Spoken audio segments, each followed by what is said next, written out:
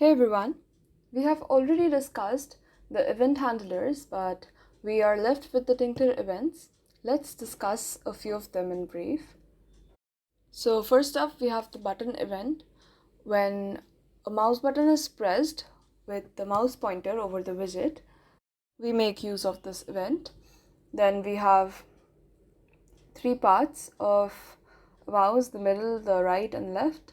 So accordingly we have button 1, button 2 and button 3. Okay, then we have motion. We would be working with this motion event as an example. We would see an example related to this event. So we have B1 motion, B2 motion and B3 motion for the current position of XY members. And then we can have button release, we can have double button. We also have enter. So enter is for telling that the mouse pointer has entered the widget. We also have leave as a complementary to enter. So this leave event would be used when the mouse pointer leaves the widget. Okay. And then we have focus in and focus out. So focus in is to focus on a widget, and focus out is to move to other widget, move the focus to other widget. Okay. Then we have return, we have key, we have shift up, and we have configure. So these were the Tkinter events. While understanding these event handlers, we used the event key, and this time we would use the motion event. So let's write a program for it. So let me tell you what I'd be doing. So I would write a program for getting the current position of mouse on a widget, only on a widget. Okay, so let's do that. So I'll write from Tkinter import star. Then I'll have my window. I'll write win equals tk. Then I'll give in a title. I'll write win.title brackets and let the title be event handling. Let the widget be canvas. Okay, so I'll have c equals canvas. And where do I want the canvas? I want it on the window. So I'll write win comma background color equals pink, and width let it be 500 and height let it be 400. Okay, and now I'll use the bind function. We discussed the bind function last time. So bind is to call the specified function whenever the specified event takes place. Now I would specify two arguments.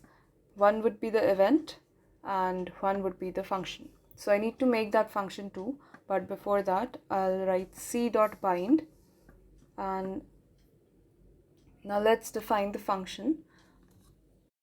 I'll also name the function as motion. So I'll write def motion, and I'll give in the argument event. We did this last time too, because I want to check the event if the event has occurred and the related things to the event. Okay, so I just want to check the current position of the cursor on the widget. So I want to print that. So I'll write print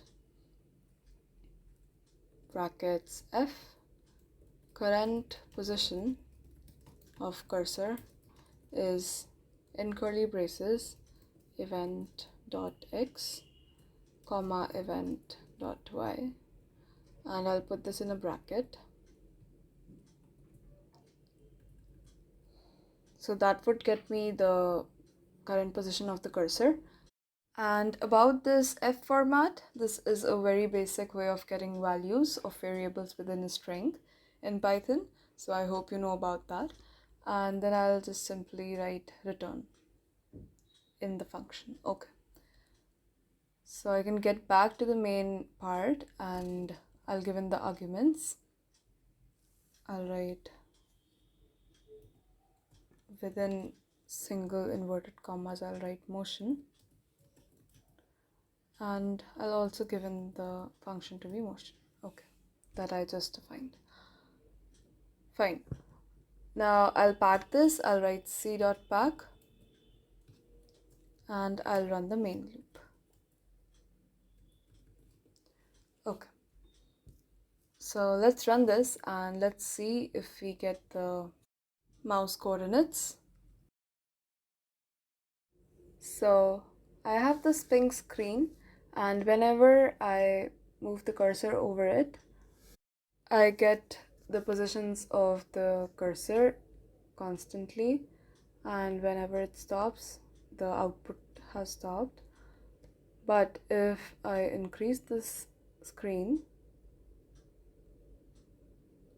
and you can see that outside this widget there is no such output seen, but on this widget I can get the current position of the cursor.